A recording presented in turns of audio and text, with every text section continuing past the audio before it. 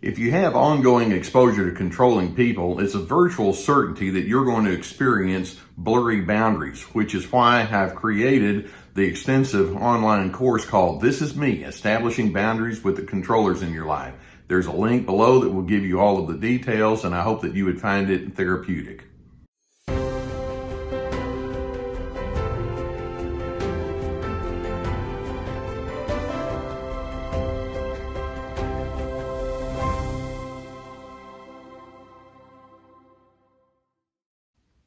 Let's delve into a topic today that I am so aware that most of you have to deal with as you engage with narcissists, and that is these individuals can be quite mean.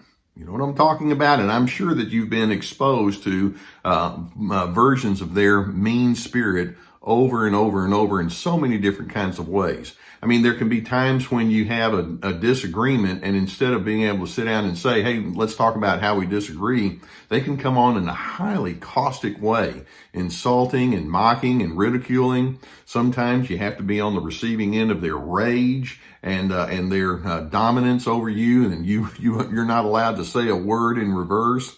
These individuals can hold on to grudges. They can say ugly things about you behind your back. They can refuse to cooperate, or they can sabotage efforts that you've made. I mean, the possibilities of their mean streak is endless. And I know that the more you're around these people, it absolutely wears you out. And then what's worse is sometimes you find yourself in reactive mode, and before you know it, they're establishing your pace, and you don't like who you've become and how you've responded, and it's one big, huge mess. Now, there are so many questions that I wish that I could sit down and talk with these mean people about to see if they could come to terms with this. The probability of this happening is so ridiculously low, but here are some of the questions I'd like to ask nonetheless. And that is, to this mean narcissist, I'd like to ask, how have you convinced yourself that you can somehow or another elevate yourself by diminishing others? How does that work? There's not good logic to that in the least. Or another question, do you honestly believe that it's reasonable to treat other individuals in ways that you yourself would absolutely refuse to be treated with on your own personal basis? Have you figured out the inconsistency that's going on there? And they'd have a rationalization for that one too. Or I might want to ask, how is it that a fellow human has become, in your mind, a being to be used, as opposed to a soul to be nurtured? What lessons did you miss that allowed you to go into that kind of space? Are people just someone who are to be manipulated and exploited and, dominated by you? How'd you learn to think that way? Or another, and that is, how did you so learn to disregard the needs and the feelings and the perspectives of other individuals? What is it about that that's so threatening to you that you just simply can't make room for that in the way that you engage? How did that happen? Another question I'd like to ask is, how is it that you're so willing to overlook the misery that you cause? Typically what they'll do is they'll just bring all of this misery, and then they'll turn it around and say, you're the one that created it. No, in your meanness, you're the one who set the table, and then you're perpetuating it. How is it that you can't see that? Are you that numb then to the pain that other people feel, whether you caused it or not? Do you just have no regard for the fact that after they've been with you, they're hurting? That's what happens, but they just walk away thinking, that's not my problem.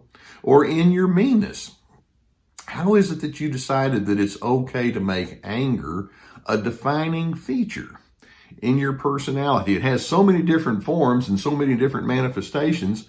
What is it about this harsh form of anger that's so appealing?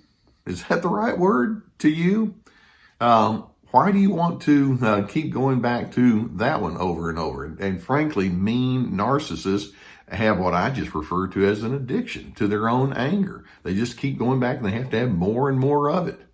Or another question, how is it that you can rationalize that yours is the only opinion in the room that matters. And then on top of it, then you rationalize why it's reasonable to mock and diminish those who have very different opinions. Is ridicule a good relationship strategy?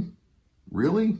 Or then another question is, do you have no regard for goodness? Or what's worse, do you even think of yourself, even in the midst of your meanness, as being the embodiment of goodness?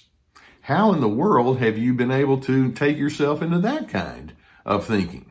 So I have all of these kind of questions, and I know you do too. And these questions are more or less a reflection of the perplexion that you and I can have as we engage with these people. Let's realize that we're talking about very low awareness individuals when we talk about mean narcissists. These are people that have low empathy. These are people who have an arrogant sense of correctness. And the net result is their gross disregard and disrespect for the people that are in front of them. And they're not bashful about letting you know that. Now, pulling back, let's acknowledge that all of us at some level we're all fundamentally social people, and we want to feel like we belong, that we matter, that we have significance, including that narcissist in front of you, including yourself. That's just part of the nature of humanity. We want to feel like we're distinct. We want to feel like we have a place in this world. Narcissists, though, have learned way early on in their development that life is not about connecting in a mutually gratifying way. Life is a competition. And they are dreadfully afraid of being on the low end of the relationship competition. And in most cases, these mean narcissists were already exposed to other mean narcissists who fed this kind of philosophy to them through their ways of dealing with them. And so they decided, okay, somewhere along the way, somebody has to take the blame if I am on the outside. I want to be accepted, but if you're not accepting of me, then I have to find someone who is going to pay for my feelings of hurt, my feelings of rejection, my feelings of alienation, my feelings of uncertainty, my feelings of fear. Now, they're not aware enough to actually articulate it like I just did, but that's what's going on inside of them. Mean narcissists are all about compensation. Compensation for the pessimistic way that they have come to view the world. And they have concluded that they will never be an out person, and the best way to not be an outsider is to make you the outsider. I'll show you who I am. I'll make you pay if you make my pain any worse. Nobody has the right to tell me who I'm supposed to be. Oh, it's exhausting. And like I say, when you take a look, even just a cursory glance at the gross inappropriateness of their behaviors, they've got it all rationalized. Now, with all of this as the background, you can see that it's quite easy then for them to step into the prime ingredients of narcissism. These individuals determined long ago that I have to be in control so that other people won't control me. That's what narcissism is all about. They've also determined that along with the control, that proves that they have a superior angle, and which of course means that you are on the inferior, and they don't mind reminding you of that. They've decided that they don't really need to understand you, but you have to understand them, which is why they can come on so forceful and so loud and so harsh. You will see that I am somebody that must be reckoned with. To them, it's all about winning and losing, and you are the loser, and they can justify that being the case, that it's okay to remind you that you're the loser. I mean, when you put all this out there like we're doing here, it just makes so little sense, and yet there it is. So that being the case, let's remind ourselves of where you are in all of this. You're the recipient of their meanness, and it hurts. And if at all possible, of course, I'm hoping that you can pull away. But if you can't, then at the very least, you want to keep things as minimal as possible. Reveal very little about who you are. Don't go into discussions about correct versus incorrect. Just stay functional and functional only. If you can get away from them, figure out what that exit plan is going to be, whether it's at work or inside a family or friendships or social organizations, etc. Because these individuals tend to just be the gift that keeps on giving. So if possible, move on. And then remind yourself that here on Team Healthy, we stand for characteristics like dignity, respect, and civility. And I want that to be something that you stand for rather than you becoming just a mirror respondent to their meanness. And it's like, no, I want to live a life that's good. I'm committed to that. And as best as I can, I'm going to seek people out who are able to join me in that. Mean individuals have no place inside your inner circle. And I hope that videos such as this give you some good food for thought and at the very least can help you understand what you're dealing with. And I'm hoping it can also provoke you to make the healthy and necessary adjustments in your life so that you can have a greater sense of steadiness and stability. If you've not already done so, I would encourage you to hit that subscribe button so that we can keep more videos coming your direction. There's a notification bell next to it. I know that as you're trying to grapple with topics such as this, it can be good for you to get some sort of therapy. And if there's a therapist in your area, I would strongly encourage you to seek that out. Or if you would prefer, we have a sponsor who can take you to a whole team of online therapists, and their link is below. And I would encourage you to seek out the online therapy as the need would be there. Obviously, I believe in that down to the core of my being. So seek that out if it's a necessity for you.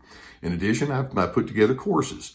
This is Me, which is all about establishing boundaries and or Free to Be, about finding yourself. And these are a whole series of videos and teaching materials and thought-provoking questions. And so seek those out if that's something that you would like to do of a therapeutic nature. And we also have my books and other resources below. Mean people have no place in my life. I hope they have no place in your life. And when you're exposed to this, rather than trying to talk them out of it, take charge of yourself and take yourself to a much better place. Because, like I say, you do deserve to be treated with dignity and respect. Because I'm hoping that you can be a person that eventually is able to find your place of peace.